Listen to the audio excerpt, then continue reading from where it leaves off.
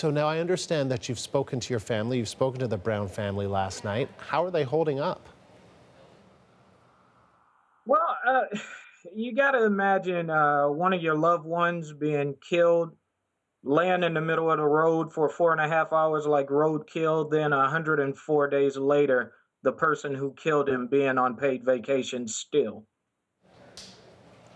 That makes it sound like they are not doing so well. They're pretty upset about this. We are confused. I wouldn't say we're more confused than upset. And tell me more about that. Why is it that you're more confused than upset? Exactly what I mean, exactly what I just said. You just got to imagine one of your loved ones being killed the way my little cousin was killed, and nothing's happening. You speak about this secret grand jury, but it makes no sense. This entire procedure just makes absolutely no sense. There's no arrest. We already know exactly what happened, so it makes no sense. What do you want to hear from the grand jury? Well, we want an indictment. We want Officer Darren Wilson to be on trial. Do you expect that to happen? Honestly, I would be lying to you if I told you yes, I think that's going to happen. But I expect that the grand jury will say no indictment Why? Why? because this case has been handled wrong from the very beginning, and this prosecutor should have never been in charge of it. There should have been a special prosecutor brought in, and this case has just been handled wrong from the very beginning. So if Darren Wilson, if this police officer isn't indicted, what's the planning? What's the family planning to do? What's the next step in all of this for you and your family?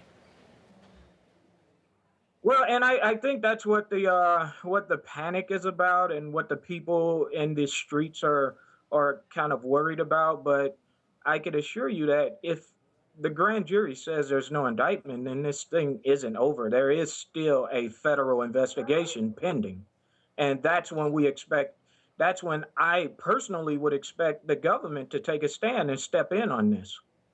So the Brown family, along with the president, have both, called for calm, and that yet the FBI says it arrested two men suspected of buying explosives to use during protests. If there isn't any indictment, what do you expect to happen in the streets of Ferguson? I would What my family calls for is for people to peacefully, if you're going to protest, peacefully protest. There shouldn't be, let me be clear, there should be no reason why people should be planning for war on either side. I mean, this governor has brought in, he's declared a state of emergency. He's brought in the National Guard.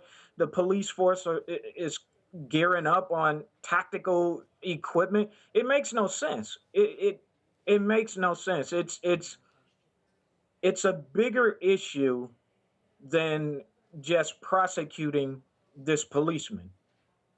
It's it, These people are taking it away from what it should be about, and it should be about two human beings. And sir, I understand, we appreciate that you're speaking with us, but you don't speak to all media. You're upset about some of the media coverage, aren't you?